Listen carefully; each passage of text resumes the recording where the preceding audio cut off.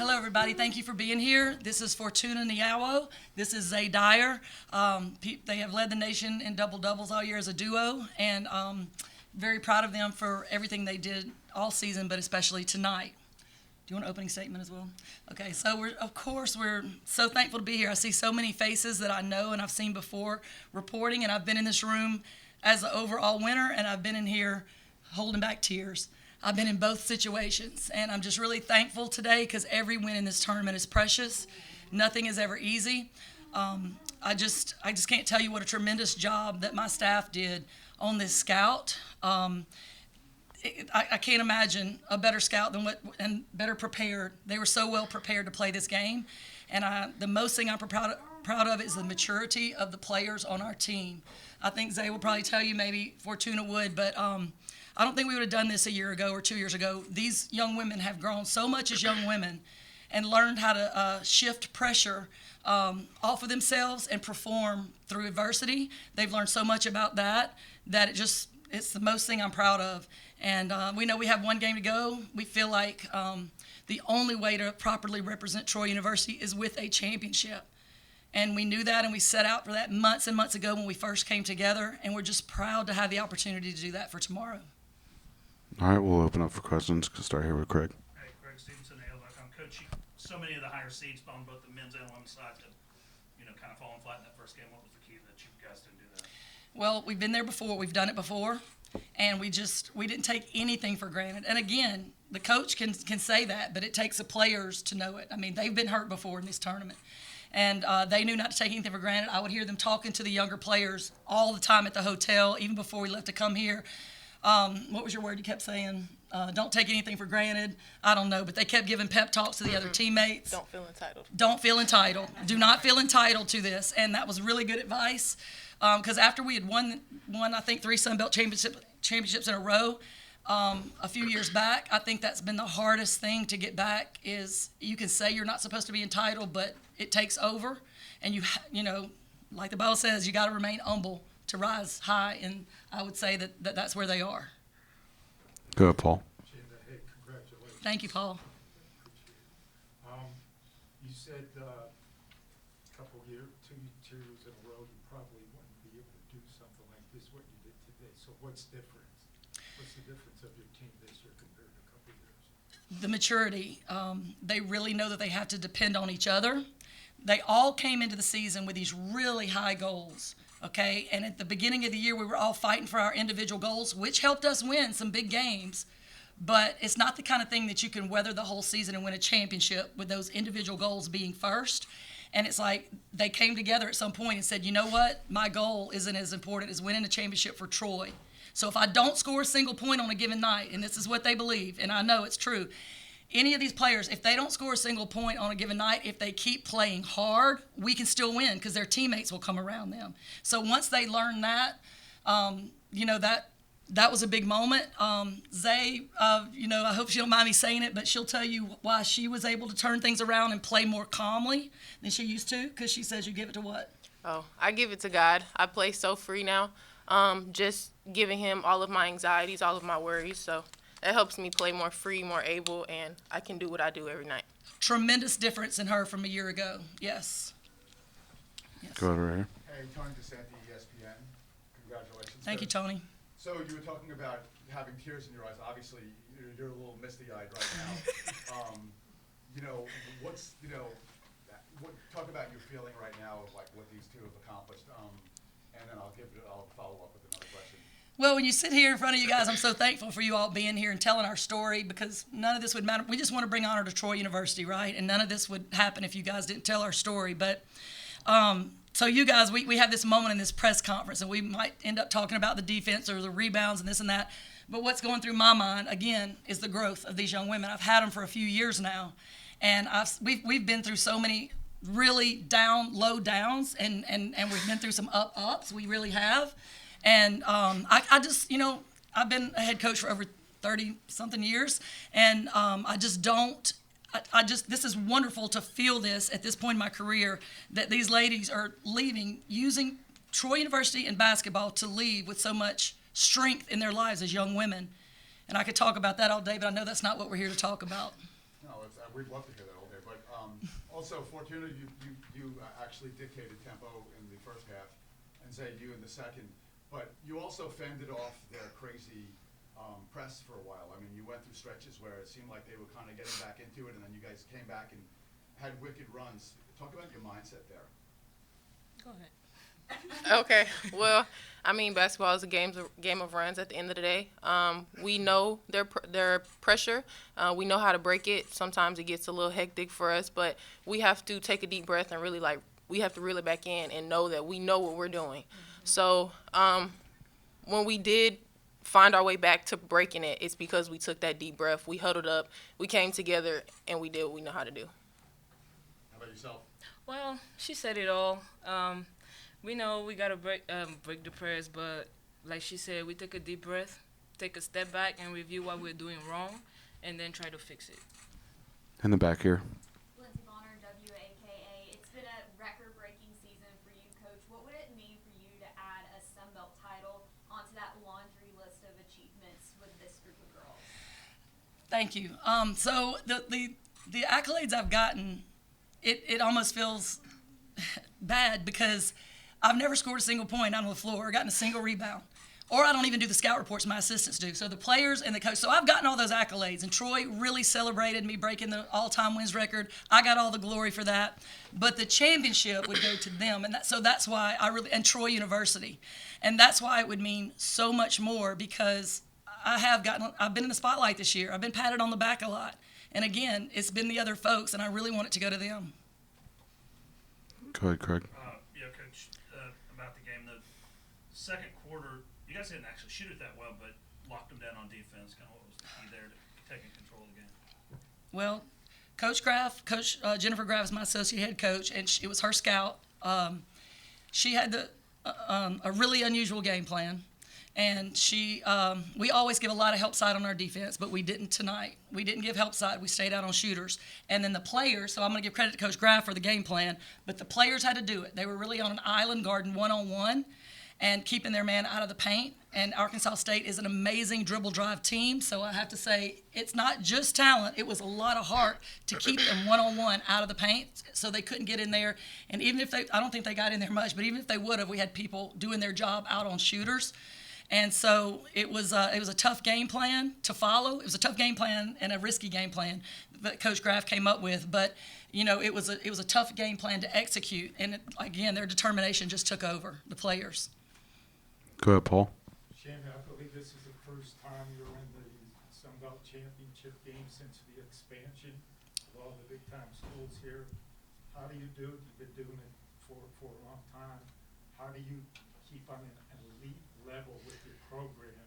Because you're going to be playing one of those expansion teams tomorrow for the championship. But why are you so Yeah. successful doing what you do? Thank you. So this league has just grown and grown. When I came here, we were one of the lower mid-major leagues in the nation in women's basketball. And at one point this season, we were the 6th-rated women's basketball in all of NCAA in 30-something conferences. We were the 6th highest. There were Power Fours, one other one, and then us. So the league has gotten better and better. Kudos to our leaders of the Sun Belt for bringing in great talent and great teams into the league. It keeps getting better and better. But as far as staying on top, I'm probably I might be the most tenured person in this Sun Belt Conference coaching. I'm going to say that instead of being old, I'll say tenured. But if I don't change, I'm a dinosaur. So I want to be the best, the absolute best at change. And whether it's a transfer portal, whether it's revenue share, whether it's NIL, things keep coming at us, and I just pray about wisdom of how to adapt. And that's the only thing keeping us alive. I mean, keeping me alive, like in this business, and keeping on being successful, to answer your question. In the back again. This question for the players: what's going to be y'all's message to the younger girls tonight ahead of tomorrow's championship game? Come in with the same hungry mentality. Like, we're not done yet. This was one game. We need one more to win. And I know our underclassmen really want to send the seniors out with a ring, so they're going to come hard regardless. I would say stick to the game plan and just follow what the coaches say and just keep calm. It's a game of runs, so just keep calm and keep your composure. Hunter Boozer, Troy True Division News. Congratulations on the win today. Thank you for being here, Hunter.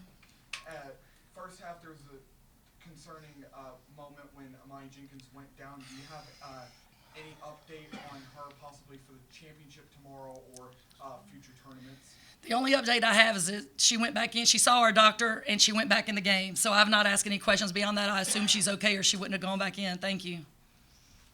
Go ahead. Tabitha Turner with ESPN. Congratulations, ladies. Thank you. Thank you. As we're talking about the NIL, I'm glad you guys brought it up. Your coach saying that she's had you guys for a few years now. We're in the age where players bounce if it doesn't go their way, but you guys are sticking with the program. What are the benefits that you guys feel and see and are tangible to you that you can tell us about, or the reasons why you're here now? Just to support the community. Troy's given me so much, and I want to give something back to them with this ring. So, I mean, Troy gave me a home. I didn't want to take that for granted. Not every player can say that. So, I mean, I was asked that question a lot, like, why'd I stay at Troy? And that's my reason. Like, every player doesn't get an opportunity to call a school home, and I do. I'll be honest with you, as being an international player, I don't get NIL. So if I'm here, it's really because of my coaches. So it's really because of my coaches. They have made my stay at Troy magnificent. Thank you. Thank you. You guys are the highest scoring, both, lead the nation in double doubles. How do you feed off of each other? Because you guys have to have grown relationship-wise. So how does that help? One thing I tell Zay is you and I against the world. Yes. Yeah, we say it before the games. We always hit each other's chest. Like, we just have to have that connection. Like, we're always here. So we work together. We bounce off of each other's energy. If I'm not in the right, space at the time, she comes, she encourages me, vice versa. So, I mean, it's us against the world. Any back? Dan Peck, Troy Sports Media. Hi, Dan. Coach, what can you say about the production you got out of your reserve guards? I can't say enough about it. Another part of Coach Jennifer Graff's great game plan was everybody knows about Arkansas State, the way they sub. They hockey sub in every 2.5, maybe they might get to 3 minutes. And so they have what I'd labeled the second half surge on people, because a team can be up by 20 points at halftime, but if they didn't sub along with them, they're going to get overtaken in the second half because your legs wear out. And so pretty much every time they sent players subs to the table, we sent subs to the table. So that might not work with a lot of teams, right? But thank goodness our second group, we call them submarines. They took their attack. Our MVP submarines, they took their job extremely seriously, because if you notice, every time they went in, they got up and pressured full court, and it really took a lot of reserve their energy when they went back in, because now they've aggravated Arkansas State's second group, caused some turnovers. By the way, I'm so proud that we were dead even on turnovers tonight. We had 30 turnovers on them the last time we played, and we committed 30 turnovers. So we're really proud of that. And, none of that would be possible. None of this would be possible without the group off the bench. None of it. Thank you for asking. Shane, do you have a question?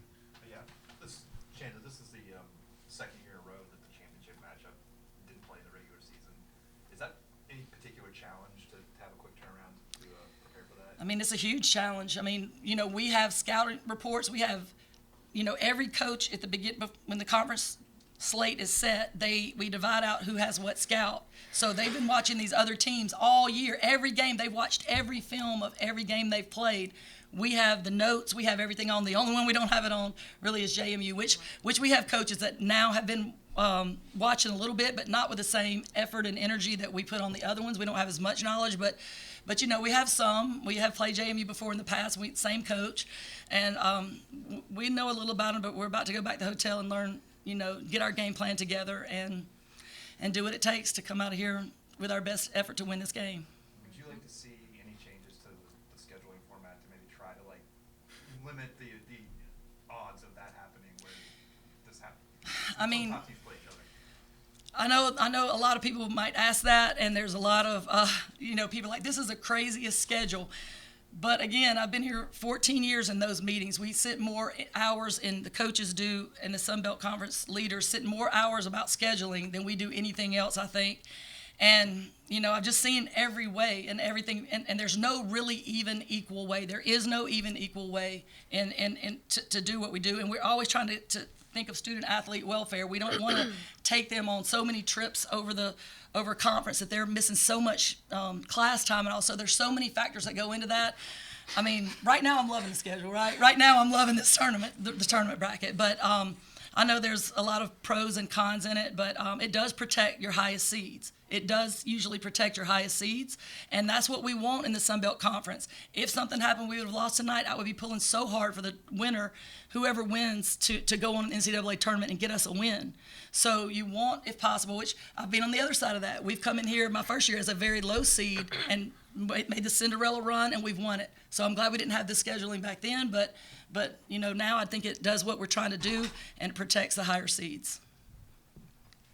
Hi, Jen Hilder at ESPN and Fortuna. I just have one question for you. So I spend a lot of time in the soccer world. So there is a certain pink-haired soccer player that we all know well, Megan Rapinoe, and I'm just curious what your inspiration is, or if there is a story behind it, or maybe you just like pink. I don't know. Well, there's no story about it. I just do random colors. She surprises I me. just switch. Just shows up and it's different. Right. Okay, just thought I'd ask. Thank you. Thank you. Jim, one last question. You said you don't know much about James Madison. I mean, they've come in here, and they got a little sour taste in their mouth. What happened last year? They won big their first two games. I mean, what are you expecting then? Well, we have a sour taste in our mouth as well.